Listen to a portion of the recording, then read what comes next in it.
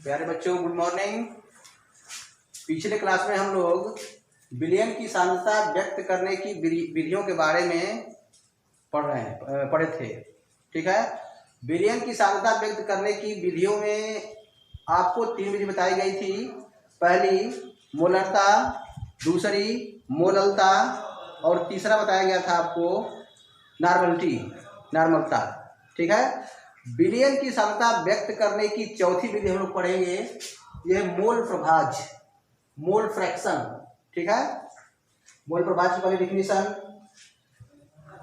विलयन के किसी घटक, ठीक है, ध्यान से सुनिएगा, विलयन के किसी घटक के मोलों की संख्या, ठीक है, विलयन के किसी घटक के मोलों की संख्या और विलयन में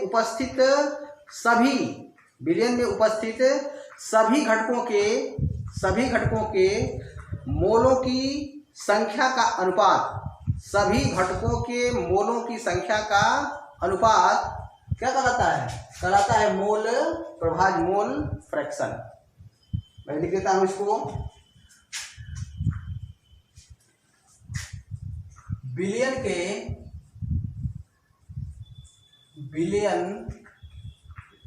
के किसी घटक, विलयन के किसी घटक के मोलों की संख्या, विलयन के किसी घटक के मोलों की संख्या और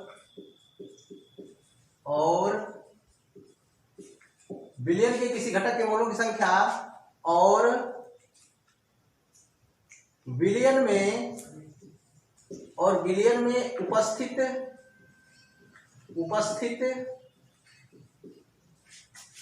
सभी घटकों, विलयन में उपस्थित सभी घटकों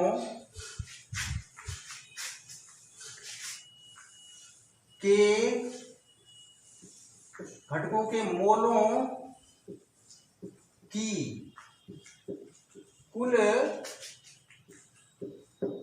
कुल संख्या का अनुपात मोल प्रभाज कहलाता है।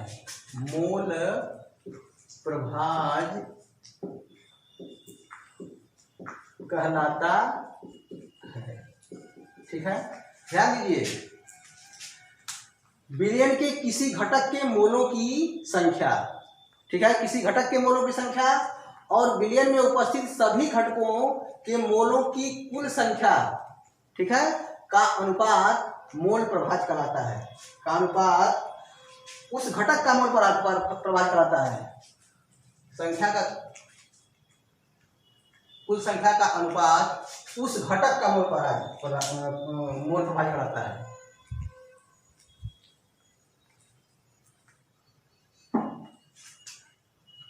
उस घटक का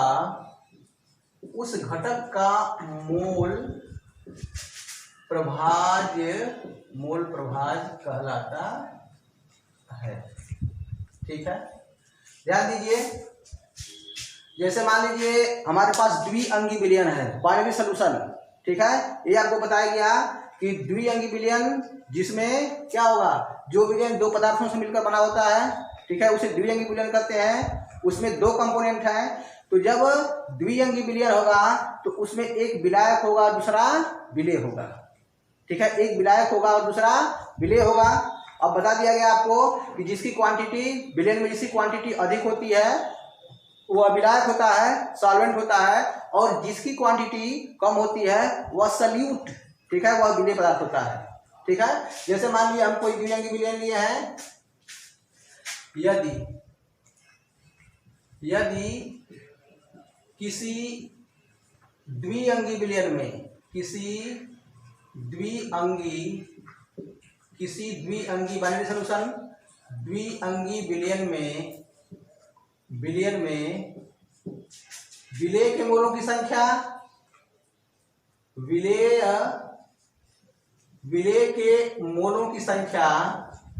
विलेय के मोलों की की संख्या, ठीक है।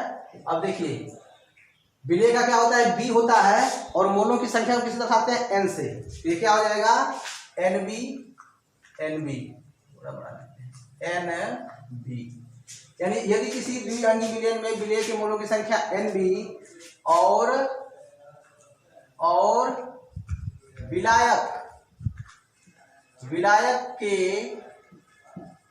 विलायक के मोलों की संख्या, विलायक के मोलों की संख्या क्या है, एन ए, ठीक है। सॉल्वेंट को सॉल्वेंट को ए से दर्शाते हैं, कैपिटल ए से, और सल्यूट को कैपिटल बी से। कैपिटल ए हो तो, ठीक है। अब देखिए हम लिए हैं बाइनरी सोल्यूशन, ठीक है। तो बाइनरी सोल्यूशन है तो एक उसमें विलेय है, दूसरा विलायक है। तो एक बार हम निकालेंगे विलेय का मोल प्रभाज और दूसरी बार निकालेंगे विलायक का मोल प्रभाज, ठीक है। तो विलेय का मान लीजिए, निकालते हैं पहले। तो विलेय का मोल प्रभाज इक्वल टू मोल प्रभाज, ठीक है। अब देखिए मोल प्रभाज को दर्शाते हैं एक्स से प्रदर्शित करते हैं, ये जो है एक्स से प्रदर्शित करते हैं, ठीक है। यानी विलेय का मोल प्रभाज, ठीक है। तो मोल प्रभाज को व्यक्त करते हैं, प्रदर्शित करते हैं एक्स से, और विलेय को किससे दर्शाते हैं, कैपिटल बी से। एक्स बी हो गया, यानी विलेय के मोल प्रभाज को लिखेंगे एक्स बी, एक्स बी। अब देखिए डिफिनीशन इसकी, कह रहा है कि विलयन के किसी घटक के मोलों की संख्या, ठीक है। तो घटक में हमने क्या लिया है, विलेय लिया है, ठीक है। तो विलेय क्या हो जाएगा, विलेय के मोलों की संख्या, ठीक है। विलेय के मोलों की संख्या हो जाएगा बटा विलयन में उपस्थित सभी घटकों के मोलों की संख्याओं के योग का अनुपात, ठीक है। तो ये हो जाएगा विलेय का मोल प्रभाज, विलेय का लिए है तो क्या हो जाएगा, विलेय के मोलों की संख्या, ये हो जाएगा विलेय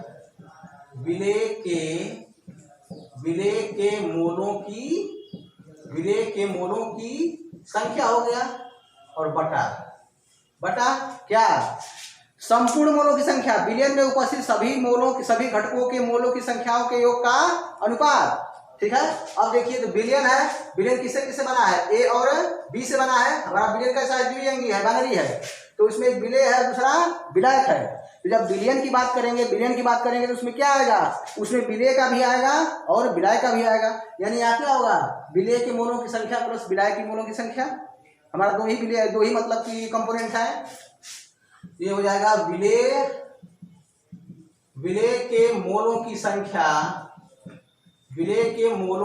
संख्या, और प्लस क्या आ जाएगा, विलायक आएगा, प्लस विलायक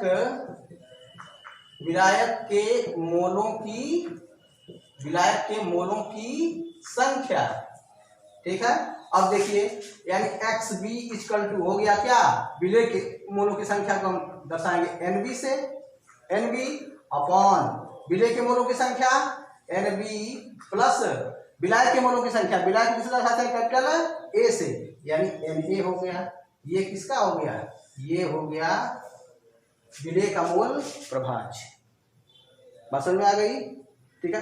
अब ध्यान दीजिए, जैसे कोई बुक ऐसी है, ठीक है, किसी बुक में एन बी यानी विलायक को ए से प्रदर्शित करते हैं और विलेय को बी से, ठीक है। लेकिन किसी बुक में, जैसे एनसीईआरटी की बुक हम लेंगे, ठीक है, तो उसमें दिया हुआ है कि विलेय के मोलों की संख्या को स्मॉल एन से प्रदर्शित किया है, ओनली स्मॉल एन, और विलायक के मोलों की संख्या को कैपिटल एन से प्रदर्शित किया है, ठीक है, कैपिटल एन से। तो इस स्थिति में क्या होगा, उस स्थिति में हो जाएगा कि ये क्या होगा, एन स्मॉल एन बटा small N plus capital N, ठीक है। यानी जो एनसीईआरटी की बुक है उसमें विलायक के मोलों की संख्या को कैपिटल एन से दर्शाया है, ठीक है, और विलेय के मोलों की संख्या को स्मॉल एन से। तो क्या हो जाएगा, विलेय का मोल प्रभाज equal to small N upon small N plus capital N. तो इसमें जो है कोई दिक्कत नहीं है, इसको तो हमको ये प्रतीक है इसका, तो किसी का भी हम यूज कर सकते हैं। अब ध्यान दीजिए, अब हम निकालते हैं फिर विलायक का मोल प्रभाज, यानी ये निकल गया x b equal to n b upon n NB प्लस Na, ठीक है, ये निकल गया। अब देखिए, अब निकालते हैं विलायक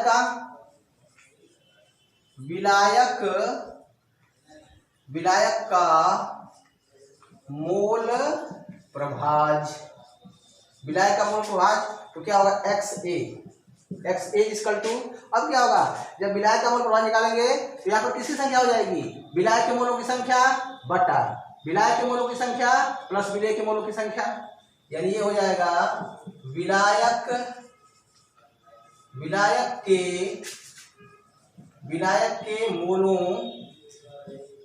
के मोलों की संख्या बटा क्या हो जाएगा, विलेय के मोलों की संख्या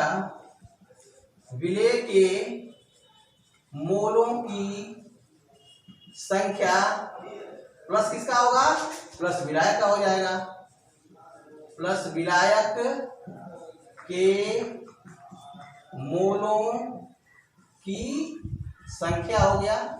ठीक है, अब देखिए, यानी XA इक्वल टू हो गया, ठीक है, विलायक के मोलों की संख्या, ये क्या हो जाएगा, Na,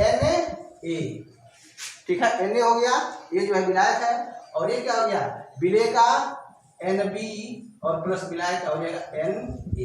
ये जो है हमारा क्या है, द्विअंगी विलयन में ये विलेय का मूल प्रभाज हो गया, ये विलेय का मूल प्रभाज, और ये हो गया विलायक का मूल प्रभाज।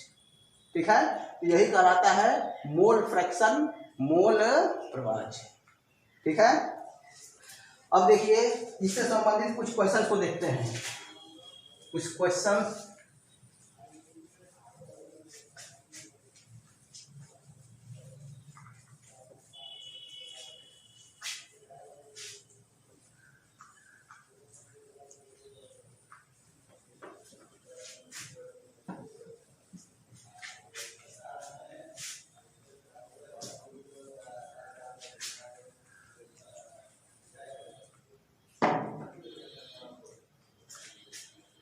जैसे क्वेश्चन 1 है, क्वेश्चन 1, 900 ग्राम जल में, ठीक है, 900 ग्राम जल में एसीटोन के 5.8 ग्राम घोले गए हैं। ठीक है, जैसे क्वेश्चन है कि 900 ग्राम जल में 900 ग्राम जल में एसीटोन, ठीक है, एसीटोन, ठीक है, इसका सूत्र होता है CH3COCH3। 900 ग्राम जल में एसीटोन के 5.8 ग्राम घोले गए हैं, एसीटोन के 5.8 ग्राम घोले गए हैं। ठीक है, तो पूछ रहा है कि जल और एसीटोन के मोल प्रभाज की गणना कीजिए। ठीक है, पूछ रहा है कि जल और एसीटोन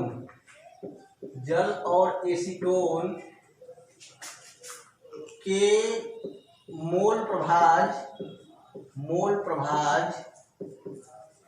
प्रभाज की गणना कीजिए,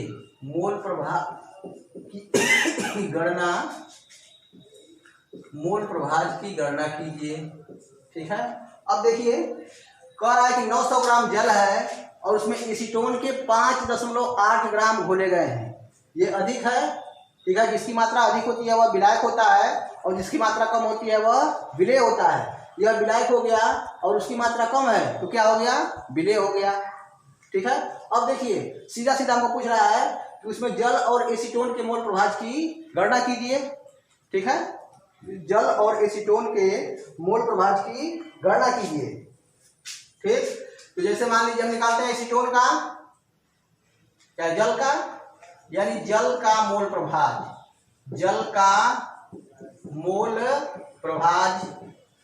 ठीक है, तो जल का मोल प्रभाज क्या होगा, यानी जल के मोलों की संख्या प्लस जल के मोलों की संख्या और एसीटोन के मोलों की संख्या।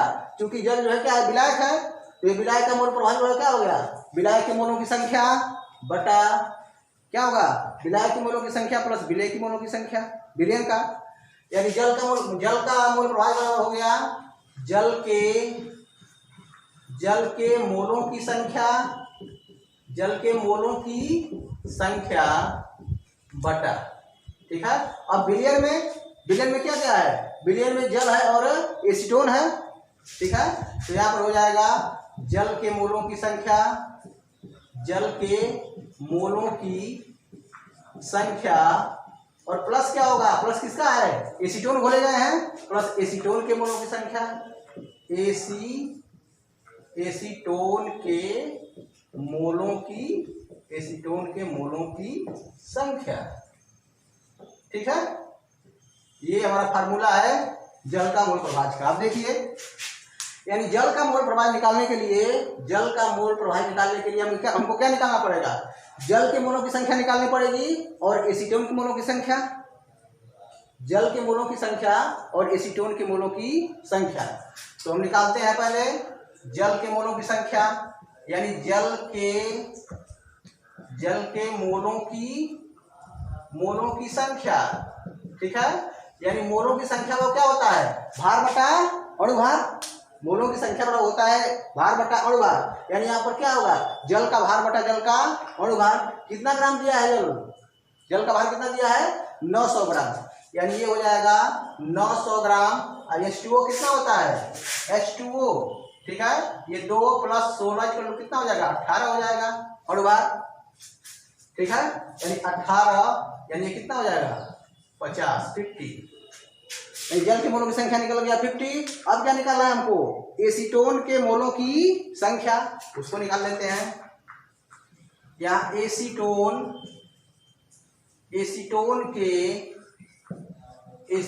के मोलों की संख्या, ठीक है। इसका टू क्या होगा, एसीटोन का भार बटा एसीटोन का अणुभार, ठीक है। तो एसीटोन का भार कितना दिया है, 5.8 ग्राम, ये दिया है 5.8 ग्राम। और एसीटोन का अणुभार कितना होगा, एसीटोन का क्या होता है, CH3COCH3, ठीक है। इसका देखिए 12 है, 12 इसका होता है 12, अब +3 इसका प्लस C का 12 होगा, कितना होता है 16, प्लस इसका C का 12 + 3 2 5 5 11 13 8 हो गया, 1 2 3 4 5, यानी हो गया 58। इसका अणुभार हो गया 58 हो गया, ठीक है। तो 58 हो गया, तो कितना आएगा, इसको हम हल करेंगे तो ये आएगा कितना, 0.10। अब ध्यान दीजिए, जल के मोलों की संख्या निकल गई और एसीटोन के मोलों की संख्या निकल गई। क्या करेंगे, जो फार्मूला है, जो इसका सूत्र बना है, उसमें हम इसको रख देंगे। यानी जल का मोल प्रभाज, यानी जल का मोल प्रभाज इक्वल टू क्या होगा, जल के मोलों की संख्या कितना है, 50 दिया है, 50, ठीक है, अपन जल के मोलों की संख्या 50 और प्लस एसीटोन के मोलों की संख्या 0.1, ठीक है, 0.1, यानी ये कितना हो गया, ये हो गया 50 अपन 50.1, ठीक है, 50.1 हो गया।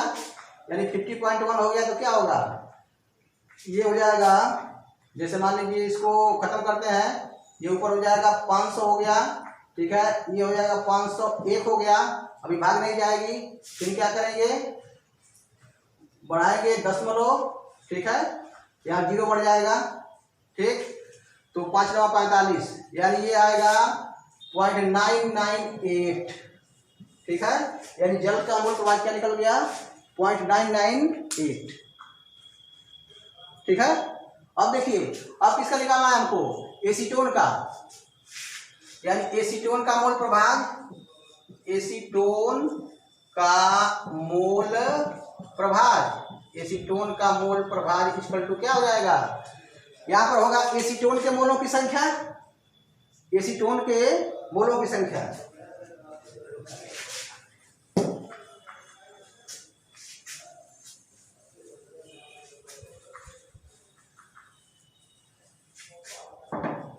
यानी हम कैलकुलेट करते हैं एसीटोन का मोल प्रभाज।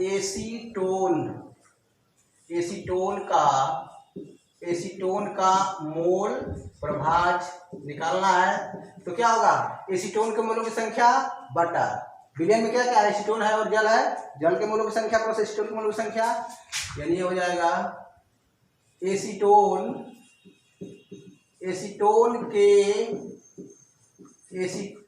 के मोलों की संख्या, एसीटोन के मोलों की संख्या अपान क्या हो जाएगा, एसीटोन के मोलों की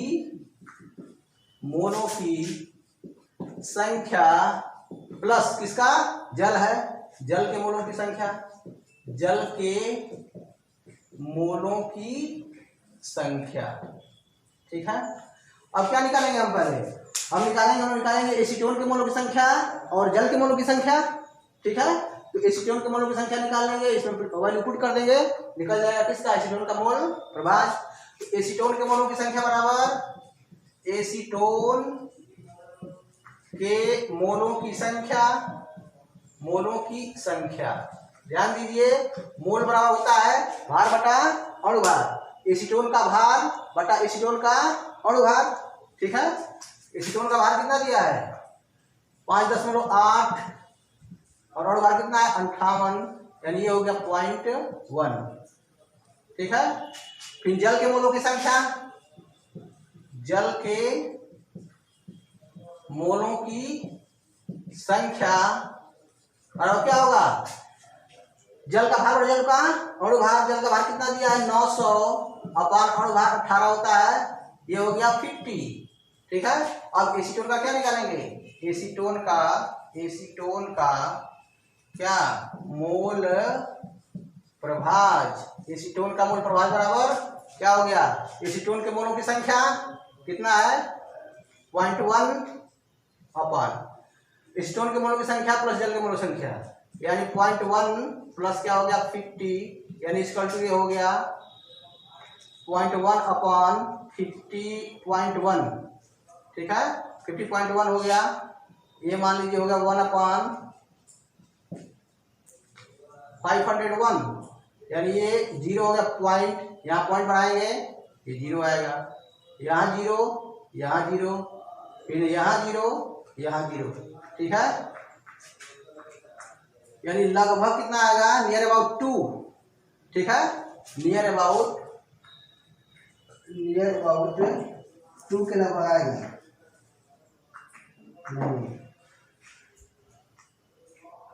एसीटोन का है ना, यानी 2। ठीक है। नियर अबाउट लगभग 2 के बराबर आएगा। ठीक है, बात समझ में आ गई।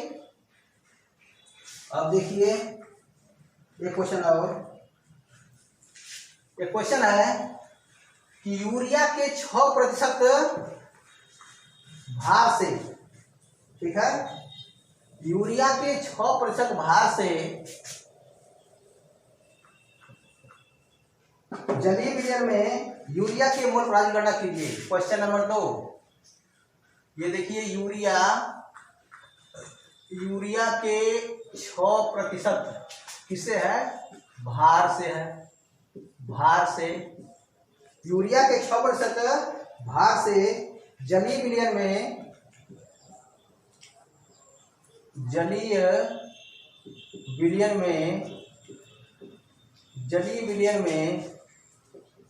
यूरिया के मोल प्रभाज की गणना कीजिए। यूरिया के मोल प्रभाज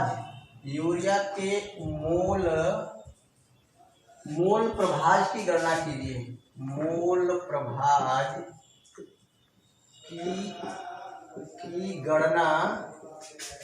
प्रभाज की गणना कीजिए। ठीक है। अब ध्यान दीजिए, इसमें यूरिया है और क्या है, जल है। यूरिया के 6% भाग से जलीय विलयन में, यानी जो सॉल्यूशन है वो किससे बना है, उसमें जल है, जल में क्या मिलाया गया, यूरिया। ठीक है, यानी विलायक जल हो गया और विलेय क्या हो गया, यूरिया हो गया। ठीक है, तो यूरिया के 6% भाग से जलीय विलयन में यूरिया के मोल प्रभाज की गणना कीजिए। ठीक है, यूरिया के मोल प्रभाज की गणना कीजिए। अब ध्यान दीजिए, यानी यूरिया का मोल प्रभाज सूत्र क्या बनेगा, यूरिया का मोल प्रभाज बनाओ, क्या बनेगा, यूरिया के मोलों की संख्या। ठीक है, यानी यहां बनेगा यूरिया के मोलों की संख्या बटा, अब विलयन बना है किससे किससे, जल में मिलाया गया क्या, यूरिया है और जल है, बटा यूरिया के मोलों की संख्या,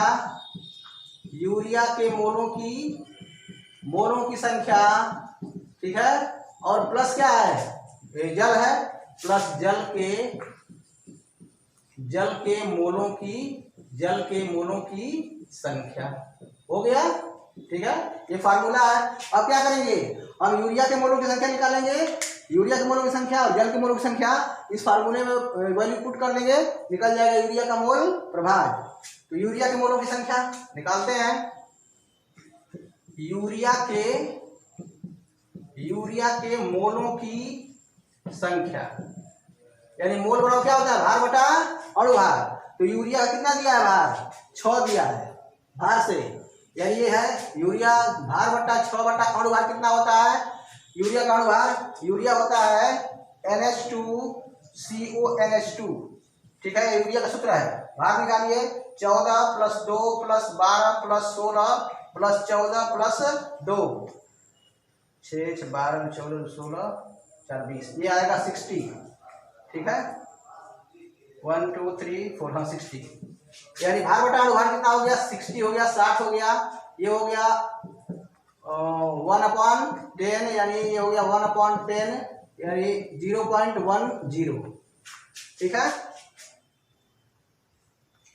ये हो गया। अब देखिए जल के मोलों की संख्या निकालेंगे, जल के मोलों की संख्या, यानी जल के मोलों की संख्या।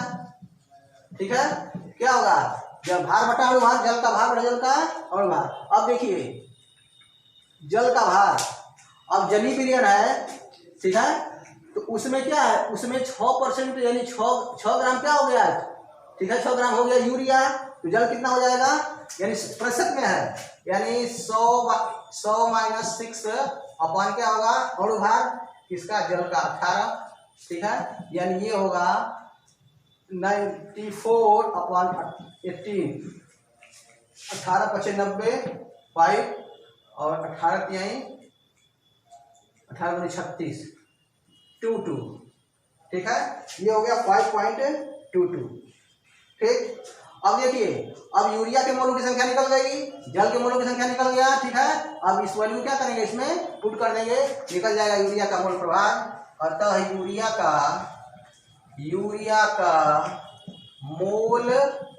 मोल प्रभाज इक्वल टू क्या हो जाएगा, यूरिया के मोलों की संख्या, यूरिया के मोलों की संख्या कितनी है, 0.10 बटा यूरिया के मोलों की संख्या 0.10 प्लस क्या है, जल के मोलों की संख्या कितना है, 5.22। ठीक है, ये हो गया 5.22 इक्वल टू ये हो गया 0.10 अपॉन 5.232। ठीक है, 5.32। जब इसको ये करेंगे, ठीक है, जब इसको हल करेंगे तो ये आएगा 0.0188। ठीक है, 0.0188, ये क्या हो गया, ये हो गया यूरिया का मोल प्रभाज। ठीक है, बात समझ में आ गई। तो आप लोगों को यूरिया मोल प्रभाज के बारे में बताया गया, मोल फ्रैक्शन, इसमें बताया गया आपको कि मोल फ्रैक्शन क्या है, यानी जो घटक है उसके मोलों की संख्या बटा विलयन में संपूर्ण घटकों के मोलों की संख्या का अनुपात। ठीक है, तो इस पर जो है आपको बताया गया मोल फ्रैक्शन, उससे संबंधित 2 क्वेश्चन बताए गए। ठीक है, इसको ध्यान से, मतलब कि वीडियो को ध्यान से 1 बार 2 बार 3 बार ध्यान से देखिए।